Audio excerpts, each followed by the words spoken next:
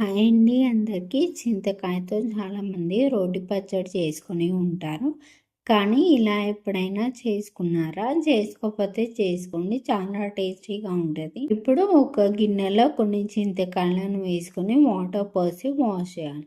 ఇప్పుడు కొన్ని వాటర్ పోసి చింతకాయలను ఉడికించుకోవాలి. ఇవి ఉడికేలోపు ఒక కుక్కర్లో ఒక కప్పు కడిగిన కందిపప్పు వేసుకోవాలి. ఇప్పుడు కొంచెం పసుపు వేసుకొని పప్పుని మంచిగా ఉడికించుకోవాలి. ఇప్పుడు ఉడికిన చింతకాయ కొంచెం చల్లగా అయ్యాక గట్టిగా పిండుకోవాలి.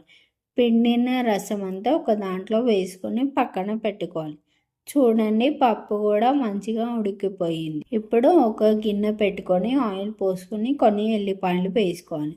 వట్టిమిర్చి వేసుకోవాలి. ఒక స్పూన్ జీలకర్ర ఆవాలు వేసుకోవాలి. ఇప్పుడు 2 మీడియం సైజ్ పొడవుగా కట్ చేసిన టమాటాలు ఇంకా పచ్చిమిర్చి వేసుకోవాలి. 2 స్పూన్ల చొప్పున పసుపు, సాల్ట్, అల్లం పేస్ట్, కారం వేసుకోవాలి. అన్నీ మంచిగా ఉడికినాక తీసి పెట్టుకున్న చింతకాయ రసంని పోసుకోవాలి.